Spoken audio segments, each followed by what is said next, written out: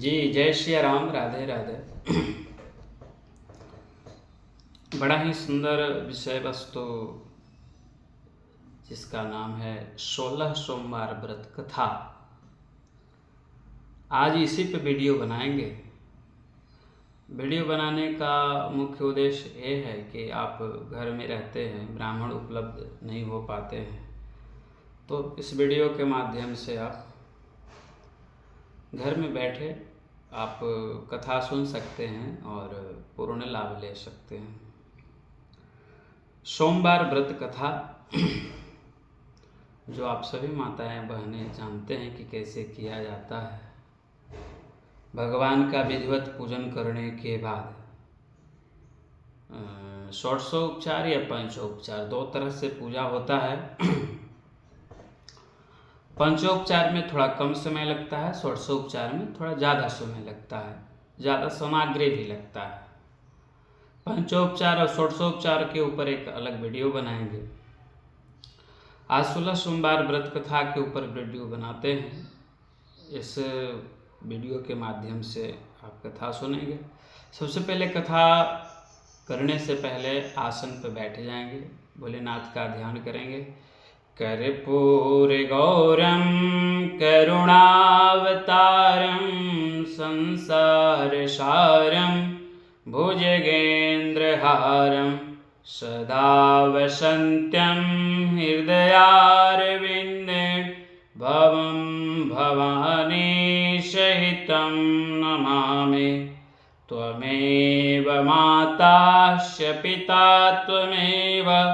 त्वमेव बन्धुश्च सखा त्वमेव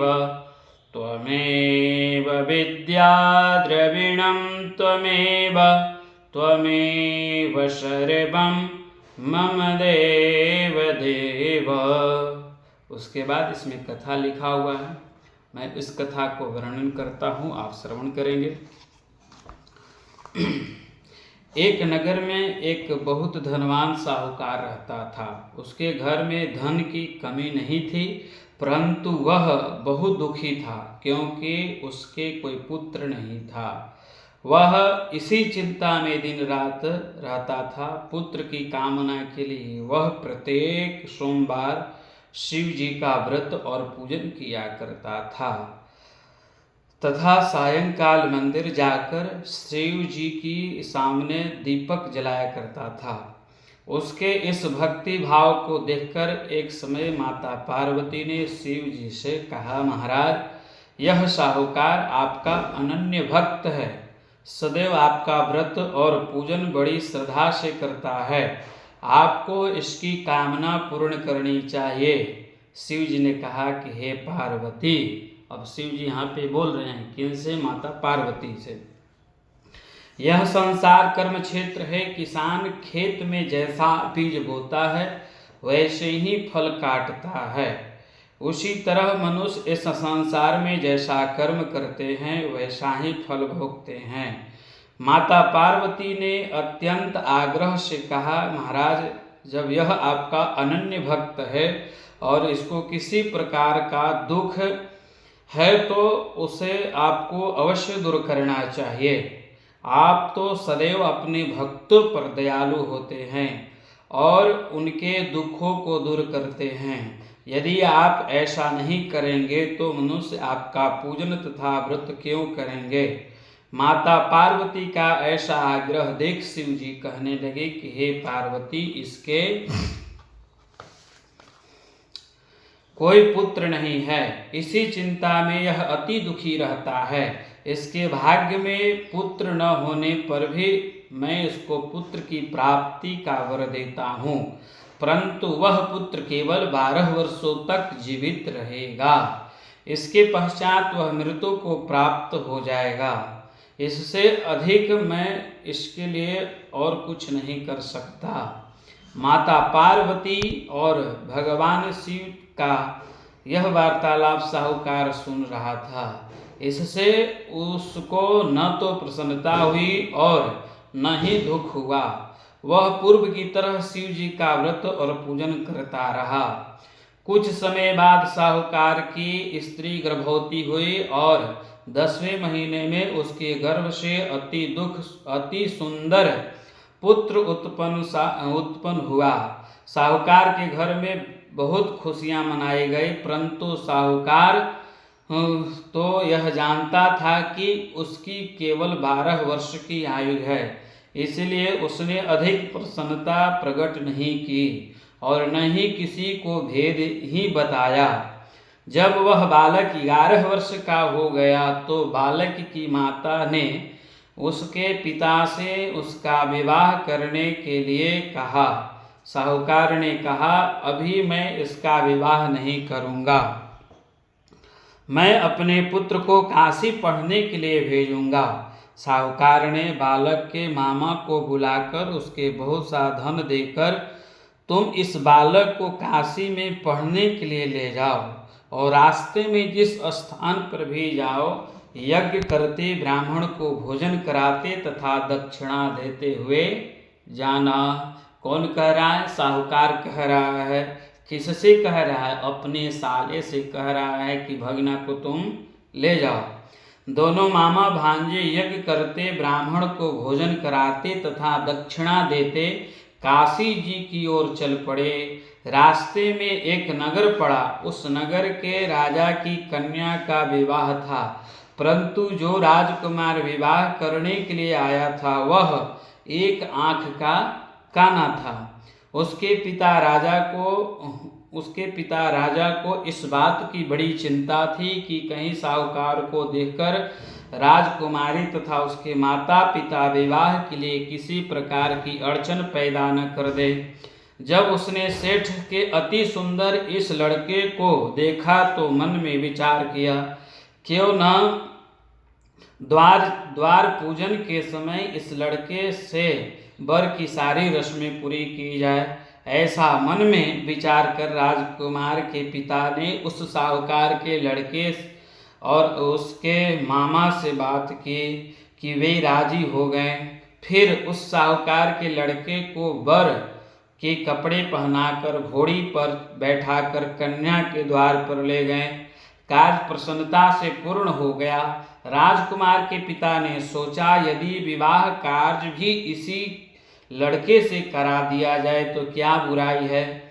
ऐसा विचार करके लड़के और उसके मामा से कहा, यदि आप फेरे और कन्यादान के काम को भी करा दे तो आपकी बड़ी कृपा होगी, मैं इसके बदले आपको बहुत धन दूंगा। दोनों ने इसे भी सहर्ष स्वीकार कर लिया। विवाह कार्य बहुत अच्छी तरह से संपन्न हो गया। सेठ का पुत्र जिस समय जाने लगा तो उसने राजकुमारी के चुनरी के पल्ले पर लिख दिया, तेरा विवाह मेरे साथ हुआ है, परंतु जिस राजकुमारी के साथ तुमको भेजेंगे वह एक आंख का काना है। मैं काशी जी पढ़ने जा रहा हूँ। सेठ के लड़के के जाने के पश्चात राजकुमारी ने जब अपनी चुनरी पर ऐसा लिखा हुआ पाया तो उसने काने राजकुमार के साथ जाने से इनकार कर दिया। उसने अपने माता पिता को सारी बात बता दी और कहा कि यह मेरा पति नहीं है, मेरा विवाह इसके साथ नहीं हुआ है, वर के साथ मेरा विवाह हुआ है, वह तो काशी पढ़ने गया है। राजकुमारी के माता पिता ने अपनी कन्या को विदा नहीं किया और बारात वापस चली आई। उधर सेठ का लड़का और उसके मामा काशी पहुंच गए। वहां जाकर उन्होंने यज्ञ करना और लड़के को पढ़ाना शुरू कर दिया।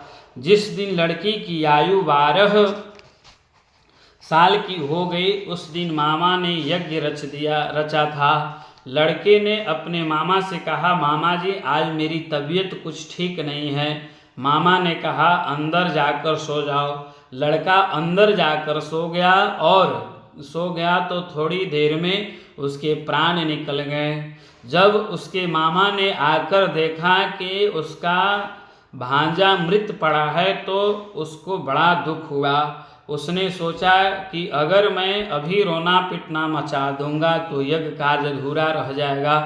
अतः उसने जल्दी से यज्ञ कार्य समाप्त करवाकर ब्राह्मणों के जाने के बाद रोना पिटना शुरू किया। संयोगवश उसी समय शिव जी पार्वती उधर से जा रहे थे। जब उन्होंने जोर जोर से रोने की आवाज़ सुनी तो पार्वती जी कहने लगी कि हे पार्वती, कोई दुखिया रो रहा है, इसके कष्ट को दूर कीजिए। जब शिव जी पार्वती जी वहाँ पहुँचे तो उन्होंने पाया कि वहाँ एक लड़का मरा पड़ा है। पार्वती जी कहने लगे, महाराज यह तो वही सेठ का लड़का है जो आपके वरदान से उत्पन्न हुआ है। शिव जी ने कहा कि हे पार्वती, इसकी आयु इतनी ही थी, यह वह भोग चुका है। तब पार्वती ने कहा कि हे महाराज, इस बालक को और आयु दे, नहीं तो इसके माता पिता तड़प तड़प कर मर जाएंगे। माता पार्वती के बार बार आग्रह करने पर शिव जी ने उसको जीवन का वरदान दिया। शिव जी की कृपा से वह लड़का जीवित हो गया। इसके बाद शिव जी और पार्वती कैलाश पर्वत पे चले गए। शिक्षा पूरी होने पर वह लड़का उसका मामा उसी प्रकार यज्ञ करते, ब्राह्मण को भोजन कराते तथा दक्षिणा देते अपने घर की ओर चल पड़े। रास्ते में उसी नगर में आए जहाँ उस लड़के को वहाँ की राजकुमारी से विवाह हुआ था। वहाँ आकर उन्होंने यज्ञ आरंभ कर दिया। उस लड़के के ससुर वहाँ के राजा ने उसको पहचान कर लिया। महल में ले जाकर उसकी बहुत आवभगत स्वागत किया। बहुत से दास दासियों सहित आदर पूर्वक अपनी राजकुमारी और जमाई को विदा किया। जब वे अपने नगर के निकट आए तो मामा ने कहा कि मैं पहले तुम्हारे घर जाकर तुम्हारे माता पिता को खबर कर आता हूँ।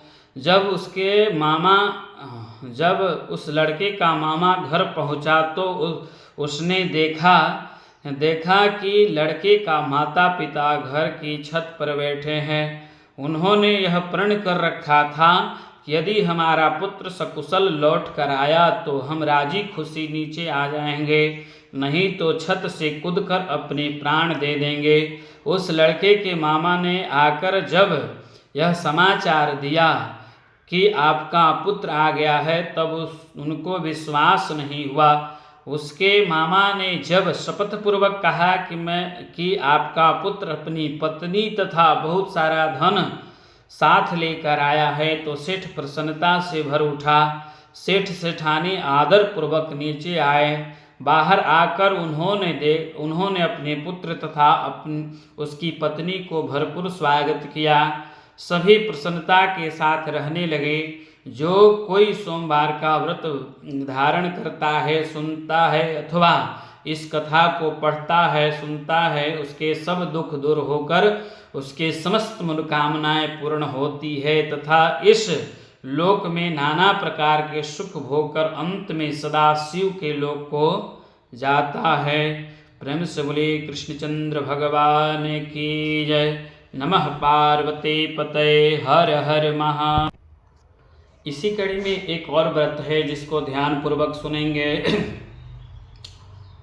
मृतलोक में भ्रमण करने की इच्छा करके एक समय श्री भूत भावन भोलेनाथ माता पार्वती के साथ मृतलोक पधारे। भ्रमण करते करते दोनों विदर्भ देश अंतर्गत अमरावती की अति रमणीय नगर में पहुँचे। अमरावती नगरी अमरपुरी के सदृश सब प्रकार के सुखों से परिपूर्ण थे। उसमें वहाँ के राजा द्वारा बनाया हुआ अति रमणीक शिव जी का भी मंदिर था। भगवान शंकर भगवती पार्वती के साथ उस मंदिर में निवास करने लगे। एक समय माता पार्वती भगवान भोलेनाथ को प्रसन्न देख मनोविनोद करने की इच्छा की से बोली कि हे महाराज, आज तो हम दोनों चौरस खेलेंगे। शिव जी ने प्राण प्रिया की बात को मान लिया और चौरस खेलने लगे। उसी समय मंदिर का पुजारी ब्राह्मण मंदिर में पूजा करने आए। माता पार्वती ने पुजारी से प्रश्न किया, पुजारी जी बताओ, इस बाजी में हम दोनों में से किसकी जीत होगी। उस ब्राह्मण बिना विचारे शीघ्रता से बोल उठा कि महादेव जी की जीत होगी। थोड़ी देर में बाजी समाप्त हो गई और पार्वती जी की विजय हुई। पार्वती जी बहुत क्रोधित हुई और ब्राह्मण को झूठ बोलने के अपराध में से के कारण श्राप देने के लिए उद्धत हुई। भोलेनाथ ने माता पार्वती को बहुत समझाया, परंतु उन्होंने ब्राह्मण को कोढ़ी होने का श्राप दे दी। कुछ समय बाद पार्वती जी के शापवश पुजारी जी के शरीर में कोढ़ पैदा हो गया। वह अनेक प्रकार के दुखी रहने लगे। पुजारी को श्राप कष्ट भोगते हुए बहुत दिन हो गए। तब एक दिन देवलोक से अप्सराएं शिव जी का पूजा हेतु उस मंदिर में पधारी। पुजारी के कोढ़ होने के कष्ट को देख उसने बड़े दया भाव से उसने रोगी होने का कारण पूछा। पुजारी ने निसंकोच सारी बात बता दी। वे अप्सराएं बोली कि हे पुजारी, अब तुम अधिक दुखी मत होना, भगवान शिव तुम्हारे कष्ट दूर कर देंगे। तुम सब व्रतों में श्रेष्ठ 16 यानी 16 सोमवार का व्रत भक्ति भाव से किया करो। पुजारी ने अप्सरा से विनम्र भाव से 16 सोमवार का विधि पूछा। अप्सरा ने बताया कि सोमवार को भक्ति के साथ व्रत करे, स्वच्छ वस्त्र पहने, संध्या उपासन के बाद आधा सेर गेहूं का आटा ले, उसके 3 अंग बनाए और घी गुड़ दीप नैवेद्य पुंगी फल बेलपत्र जनेऊ जोड़ा चंदन अक्षत पुष्पादि के द्वारा प्रदोष काल में भगवान शिव का विधि से पूजन करे। तत्पश्चात 3 अंगों में से एक अंग शिव जी को अर्पण करे, बाकी दो को शिव जी का प्रसाद समझकर उपस्थित जनों में बांट दे और आप भी प्रसाद पाएं। इस विधि से 16 सोमवार व्रत करें। 17वें सोमवार को पाव सिर पवित्र गेहूं के आटे की बाटी बनाएं, उसमें घी गुड़ मिलाकर चूरमा बनाए, भगवान भोलेनाथ को भोग लगाकर उपस्थित भक्तों में बांटें। इसके बाद कुटुंब सहित प्रसाद लें तो शिव जी की कृपा से उसकी मनोरथ पूर्ण हो जाते हैं। ऐसा कहकर अप्सराएं स्वर्ग चली गईं। ब्राह्मण ने यथाविधि 16 सोमवार का व्रत किया तथा शिव जी की कृपा से रोग मुक्त होकर आनंद से रहने लगा। कुछ दिन बाद शिव जी पार्वती जी उस मंदिर में पधारे। ब्राह्मण ने निरोग देख पार्वती ने ब्राह्मण से पूछा, रोग मुक्ति होने का उपाय पूछा तो ब्राह्मण ने 16 सोमवार का व्रत की कथा सुनाई। पार्वती ने अति प्रसन्न हो ब्राह्मण से व्रत का विधि पूछकर स्वयं इस व्रत को करने के तैयार हो गई। व्रत करने के बाद उनकी मनोकामना पूर्ण हुई तथा उनके रूठे हुए पुत्र स्वामी कार्तिकेय स्वयं माता के आज्ञाकारी हुए। कार्तिकेय जी को यह विचार परिवर्तन का रहस्य जानने की इच्छा हुई। माता से बोले कि हे माता, आपने ऐसा कौन सा उपाय किया जिससे मेरा मन आपकी ओर आकर्षित हुआ। पार्वती जी ने वही 16 सोमवार का व्रत की कथा उसको सुनाया। कार्तिकेय ने भी इस व्रत को मैं भी करूँगा, क्योंकि मेरा प्रिय मित्र ब्राह्मण बहुत दुखी दिल से प्रदेश गया है, हमें भी उससे मिलने की बहुत इच्छा है। कार्तिकेय ने भी इस व्रत को किया और उनका प्रिय मित्र मिल गया। मित्र ने भी आकस्मिक मिलन का भेद कार्तिकेय से पूछा तो हे मित्र, हमने तुम्हारे मिलने की इच्छा करके 16 सोमवार का व्रत किया। अब तो ब्राह्मण मित्र ने अपने विवाह की बड़ी इच्छा हुई। उसने कार्तिकेय से व्रत की विधि पूछी और यथाविधि व्रत किया। व्रत के प्रभाव से जब वह किसी कार्यवश विदेश गया तो वहाँ के राजा की लड़की का स्वयंवर था। राजा ने प्रण किया था कि जिस व्यक्ति के गले में सब प्रकार श्रृंगारित हथनी माला डालेगी, मैं उसी के साथ अपनी प्यारी पुत्री का विवाह कर दूंगा। शिव जी की कृपा से वह ब्राह्मण स्वयंवर देखने की इच्छा से राजसभा में एक ओर बैठ गया। नियत समय पर हथनी आई और उसने जयमाला उस ब्राह्मण के गले में डाल दे। राजा ने अपनी प्रतिज्ञा के अनुसार बड़ी धूमधाम से अपनी कन्या का विवाह उस ब्राह्मण के साथ कर दिया। ब्राह्मण को बहुत सा धन और सम्मान देख संतुष्ट किया। ब्राह्मण सुंदर राजकन्या पाकर सुख से जीवन व्यतीत करने लगा। एक दिन राजकन्या ने अपने पति से प्रश्न किया, हे प्राणनाथ, आपने ऐसा कौन सा भारी पुण्य किया था जिसके प्रभाव से हाथनी ने सब राजकुमारों को छोड़कर आपको वर्ण किया। ब्राह्मण बोला कि हे प्राण प्रिय, मैंने अपने मित्र कार्तिकेय के कथनानुसार 16 सोमवार का व्रत किया था, जिसके प्रभाव से मुझे तुम जैसे स्वरूप वाली पत्नी की प्राप्ति हुई। व्रत की महिमा सुन राजकन्या को आश्चर्य हुआ। वह भी पुत्र की कामना करके व्रत करने लगी। शिव जी की दया से उसके गर्भ में एक अति सुंदर सुशील धर्मात्मा और विद्वान पुत्र हुआ। माता पिता दोनों का उस देव पुत्र को पाकर अति प्रसन्न हुए और उसका लालन पालन भली प्रकार से करने लगे। जब पुत्र समझदार हुआ तो एक दिन उसने अपनी माता से प्रश्न किया कि हे माँ, तुमने कौन सा व्रत तप किया जो मेरे जैसा पुत्र तुम्हारे गर्भ में हुआ। माता ने 16 सोमवार की व्रत पूजन विधि पुत्र को बताए। पुत्र ने सब तरह के मनोरथ पूर्ण करने वाले सरल व्रत को सुना तो वह राज अधिकार पाने की इच्छा से हर सोमवार को यथाविधि यह व्रत करने लगा। व्रत शुरू होने के बाद एक देश के वृद्ध राजा ने दूतों ने आकर उस राजकन्या के वर्ण किया। राजा ने अपने पुत्र का विवाह ऐसे सर्वगुण संपन्न ब्राह्मण योग के साथ करके बड़ा सुख प्राप्त किया।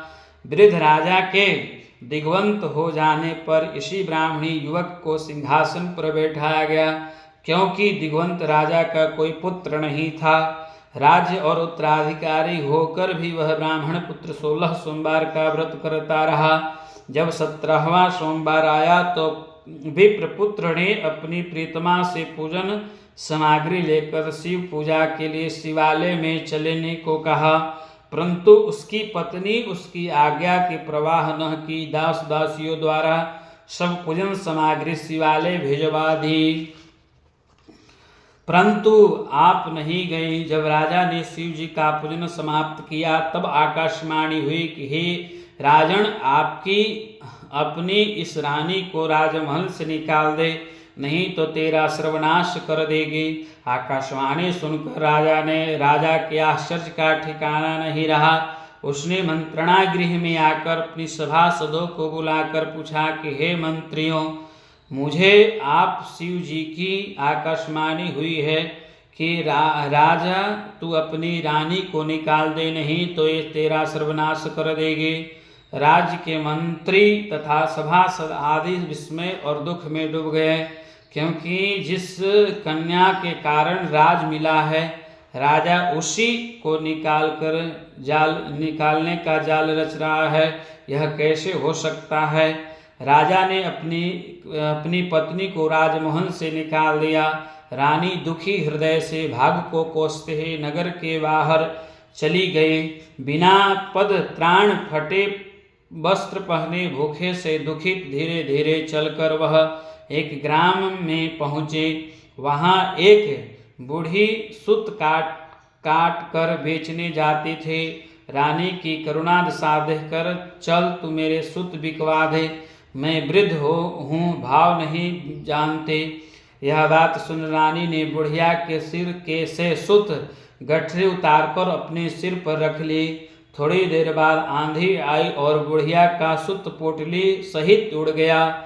बेचारी बुढ़िया पछताती रह गई। रानी को अपने से दूर रहने को कहा। इसके बाद रानी एक तेली के घर गई। शिव जी के प्रकोप के कारण तेली के सब मटके उसी क्षण चटक गए।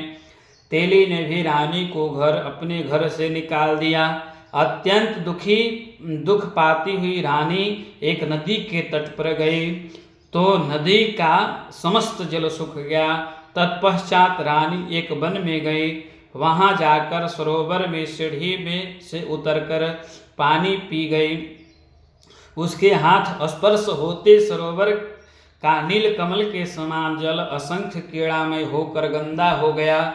रानी ने भाग्य पर दोषारोपण करते हुए जल को पीकर पेड़ के शीतल छाया में विश्राम करना चाहा, परंतु रानी जिस पेड़ के नीचे जाते उस पेड़ के पत्ते तत्काल गिर जाते। वन सरोवर जल की ऐसी दशा देख गौ चराने वाले ग्वालों ने अपने गोसाई जी से, जो उस जंगल में स्थित मंदिर के पुजारी थे, यह बात बताई। गोसाई जी के आदेशानुसार ग्वाले ने रानी को पकड़कर गोसाई जी के पास लाए। रानी की मुख कोटि और शरीर की शोभा देखकर गोसाई जी जान गए कि यह अवश्य ही कोई विधि की गति की मारी हुई कुलीन स्त्री है। पुजारी ने रानी से कहा, पुत्री, मैं तुमको अपनी पुत्री के समान रखूंगा, तुम मेरे आश्रम में ही रहो, मैं तुमको किसी प्रकार का कष्ट नहीं दूंगा। गोसाई जी के वचन सुनकर रानी को धीरज हुआ, वह आश्रम में रहने लगी। रानी जो भोजन बनाती उसमें कीड़े पड़ जाते, जल भर कर लाती उसमें कीड़े पड़ जाते। रानी की यह दशा देख गोसाई जी भी बहुत दुखी हुए और रानी से बोली कि हे बेटी, तुम्हारे ऊपर कौन से देवता का कोप है, इससे तुम्हारी ऐसी दशा है। पुजारी की बात सुन रानी ने शिवजी महाराज के पूजन का बहिष्कार करने की बात बताई तो पुजारी शिवजी महाराज की अनेक स्तुति करते हुए रानी से बोले कि पुत्री, तुम सब मनोरथ को पूर्ण करने वाले 16 सोमवार का व्रत करो, जिसके प्रभाव से अपने कष्टों से मुक्ति हो सकेगी। गोसाई जी की बात सुनकर रानी ने 16 सोमवार का व्रत किया। 17वें को विधि विधान सहित पूजन किया।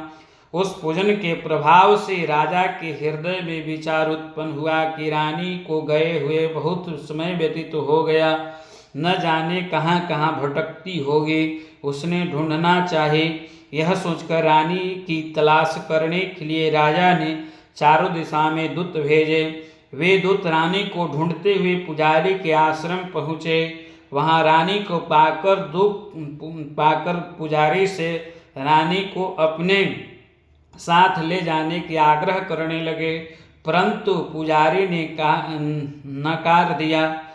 दूत चुपचाप लौटकर आए और महाराज को रानी को पता बतलाया। रानी को पता पाकर राजा स्वयं पुजारी के आश्रम गए और पुजारी से प्रार्थना करने लगे, महाराज, जो देवी आपके आश्रम में रहती है वह मेरी पत्नी है। शिव जी के कोप से मैंने इसको त्याग दिया था, अब इस पर शिव जी का प्रकोप शांत हो गया, इसीलिए मैं इन्हें लेने आया हूँ। आप इनको मेरे साथ जाने की आज्ञा दीजिए। गोसाई जी ने राजा के वचन को सत्य समझकर रानी को राजा के साथ जाने की आज्ञा दे दी। गोसाई जी की आज्ञा पाकर रानी प्रसन्न होकर राजा के साथ नगर आई। नगर वासियों ने नगर के द्वार तथा नगर को तोरण एवं बंधनवारों से विधियों से सजाया। घर घर में मंगलाचार गान होने लगे। पंडित ने विविध वेद मंत्रों का उच्चारण कर अपनी रानी का स्वागत किया। ऐसी अवस्था में रानी ने पुनः अपनी राजधानी में प्रवेश किया। महाराज ने ब्राह्मण को अनेक तरह के दान आदि देकर संतुष्ट किया। याचकों को धन धान दिया। नगर में स्थान स्थान पर सदा व्रत खुलवाए, जहाँ भूखे लोगों को भोजन मिलता था। इस प्रकार ने राजा ने शिव जी के कृपा का पात्र हो राजधानी में रहने के साथ अनेक तरह के सुखों को भोग करता सोमवार का व्रत करने लगा। यथा विधि शिव जी का पूजन करते श्लोक में अनेक सुखों को भोगने के पश्चात दोनों शिवपुरी को पधारे। जो मनुष्य मनसा वाचा कर्मणा भक्ति सहित 16 सोमवार का व्रत एवं पूजन इत्यादि विधिवत करता है, वह इस लोक में समस्त सुखों को भोगकर अंत में शिवधाम को प्राप्त होता है। यह व्रत सब मनोरथ को पूर्ण करने वाला है। प्रेम से बोले शंकर भगवान की जय। नमः पार्वती पतये हर हर महादेव शंभो। यह 16 सोमवार का व्रत मैंने आपको सुनाया। आप यदि मंदिर जाने में असमर्थ हैं, ब्राह्मण को बुलाने में असमर्थ हैं, तो आप इस वीडियो को सुने, अवश्य सुने। इससे आपकी मनोरथ पूर्ण होगा। और सुनने के बाद दक्षिणा ब्राह्मण को अवश्य दें, क्योंकि आप दक्षिणा देते हैं तभी आपका कथा पूर्ण होता है। हर हर महादेव।